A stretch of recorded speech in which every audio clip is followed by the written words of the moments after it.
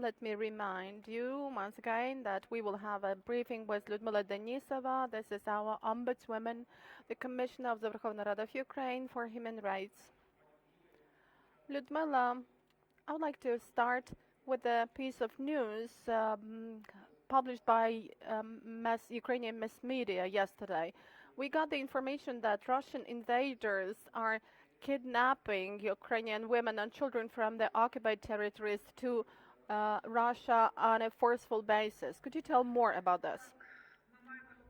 Yes, we've got this information. It's really true that from Mariupol, Volnovakha, Stanitsa Luhanska, our citizens are taken on a forceful basis. They are kidnapped by the Russian invaders to the Russian territory, and I've got the testimony of the people who were kidnapped, and the people who with whom we had contact on the 20th of March, unfortunately, have lost this contact. What happens? They come to the bomb shelters on the left bank of Mariupol.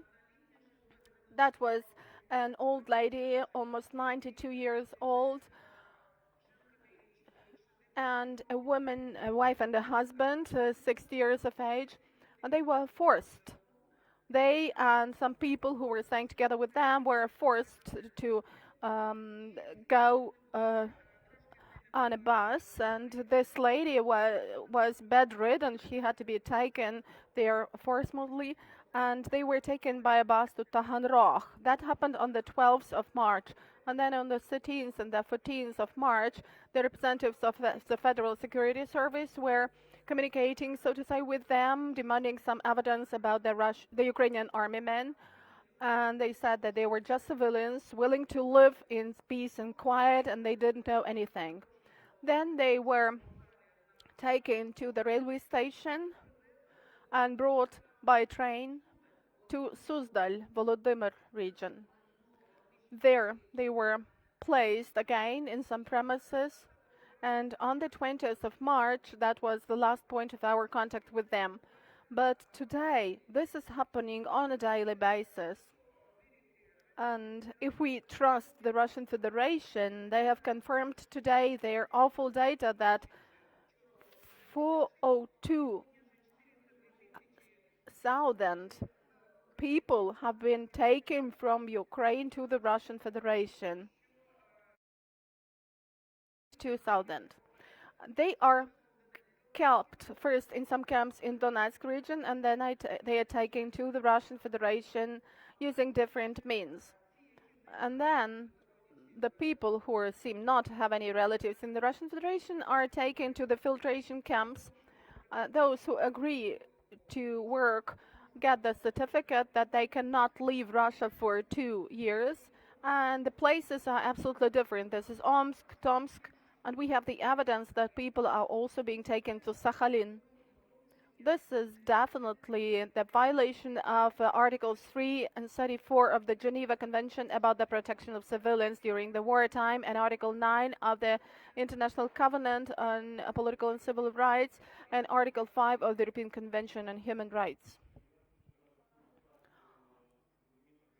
Let me try to understand the situation. If we speak about Mariupol, this is a besieged city, and because of the invaders, we have a full-fledged, full-scale humanitarian catastrophe. The invaders are creating problems for any evacuation of civilians from the city. They are firing at evacuation convoys and civilians who are trying to leave the city. That is connected with the risk to the lives of civilians, and at the same time, they're kidnapping, taking our civilians on a forceful basis to Russia. Why is this happening? To create a propaganda picture, or are there any other reasons for that?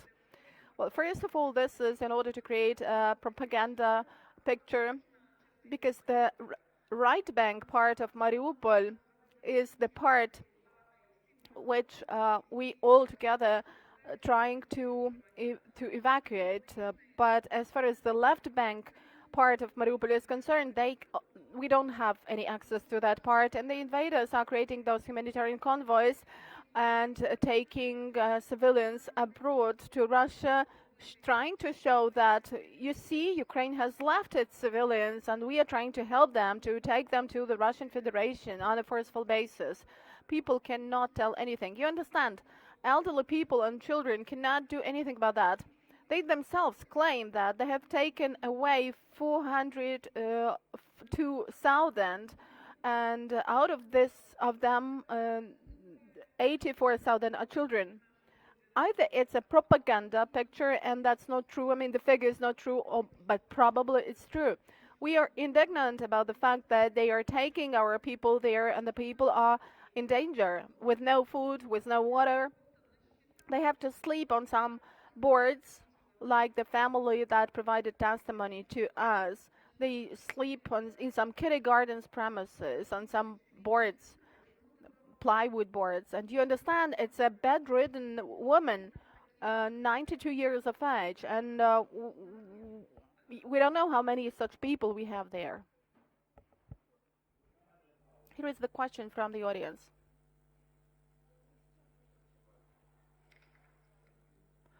Very much. Andres Skipani with the Financial Times of London. Are these people Ukrainian citizens, Russian citizens, or they have dual citizenship?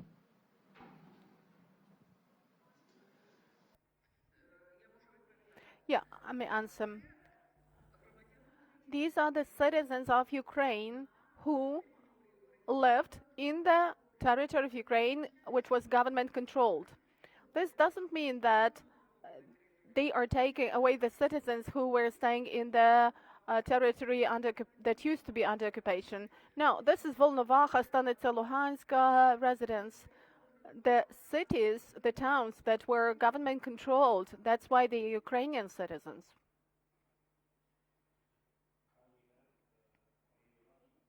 Have been widely distributed Russian passports in the previously occupied territories, which includes Donbass and Crimea. But in the cities like Mariupol, it would be very unusual to find someone with two passports. So we can be pretty much sure that it would be Ukrainian, that they would be Ukrainian citizens. Have they, but these were residents, or legal residents in these cities. Has this happened before in 2014?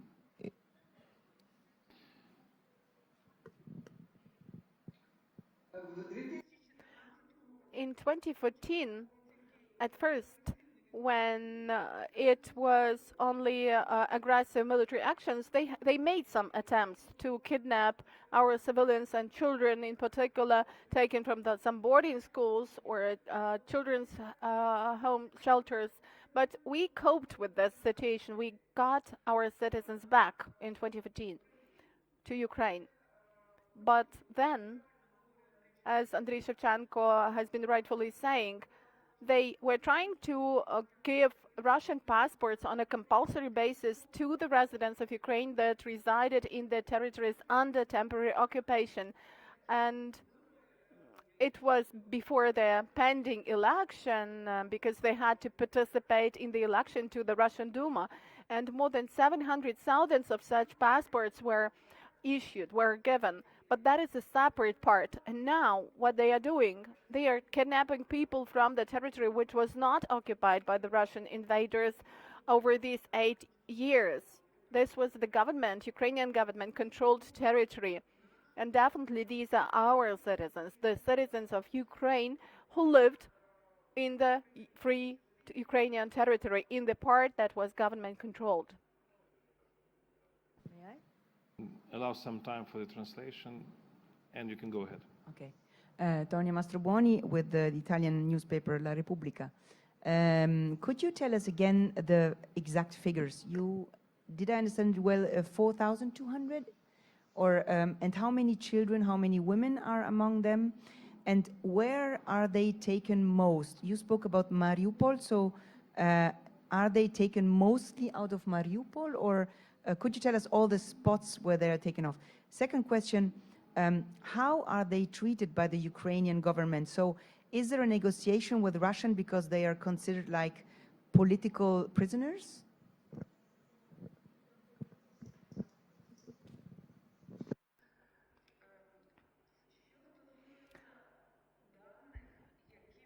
As far as our data is concerned, we can tell that if we don't take into account the data of the Russian Federation, which it is trying to disseminate, we could say that the Office of the Prosecutor General is making investigation on the fact of kidnapping to the Russian Federation in relation to 2,389 children. 2,389.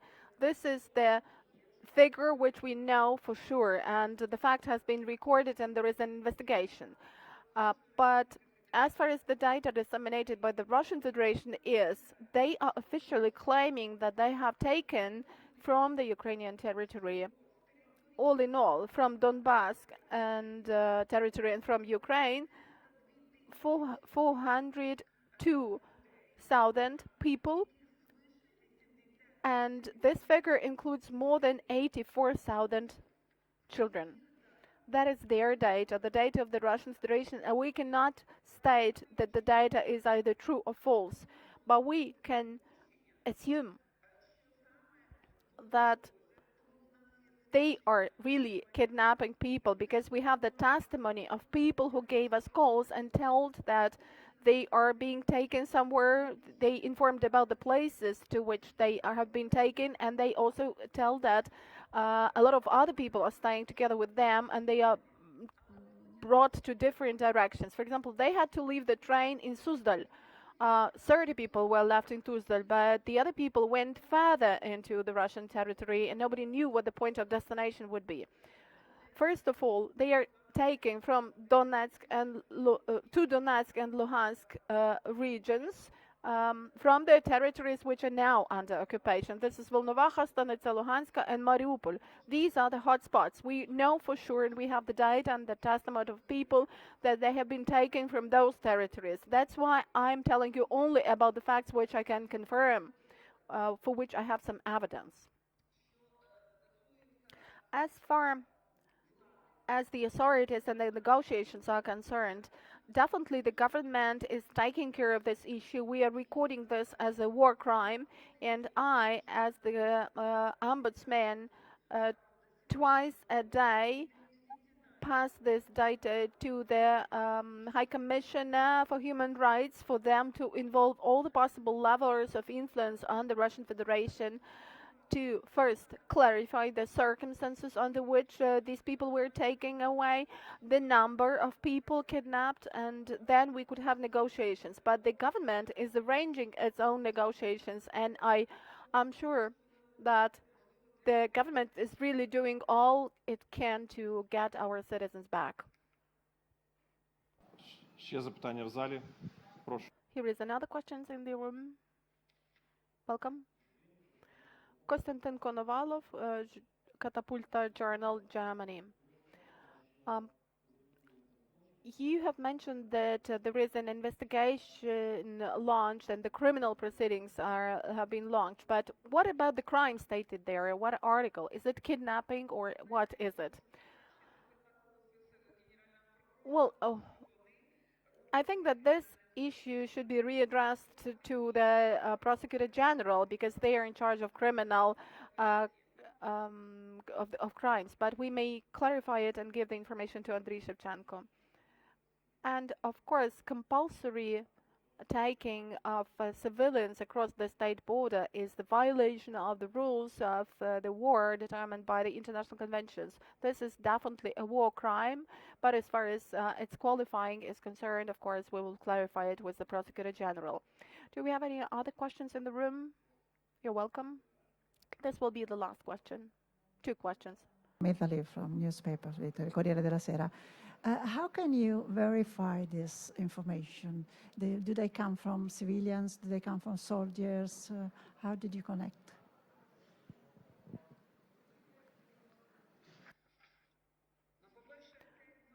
Well, first of all, the information I have includes their appeals of citizens to my hotline, the calls to my hotline, which we have in their commissioner's office on a free of charge basis round the clock. People give us calls and inform about that. Besides that, I have the testimony of their relatives who were looking for them and then found out that They are now already in the filtration camps, first in Donetsk region where they were taken, and then in Taganrog. And we have the evidence, we have the surnames of people, we have the addresses where they used to reside in the Ukrainian territory, for example, in Volnovakha, Mariupol.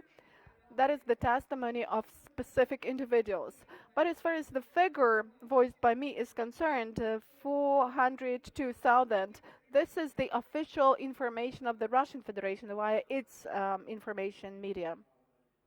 Do we have still time for the last question? Yes. Welcome. My name is Mark Granina from the European Broadcasting Union here in Lviv. I would like to broaden a little bit the debate and basically based on healthcare. The World Health Organization just released a statement today talking about the past 20 days of war, having had 64 attacks on healthcare systems and infrastructure. That is 2 or 3 attacks per day, with 15 direct deaths, 37 injured, with 1 in 4 Ukrainians forcibly displaced and 1 in 3 internally displaced with chronic conditions. That might affect up to 18 million people. Can you comment on that on the basis of human rights, please?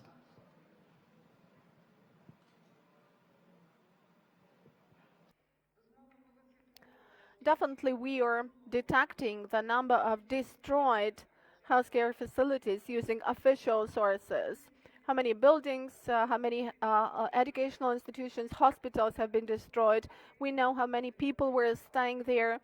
Yes, but this information is collected by special bodies, and we just comment this information and transfer this information as a war crime information to the International Court of Human Rights, of Justice and International Criminal Court.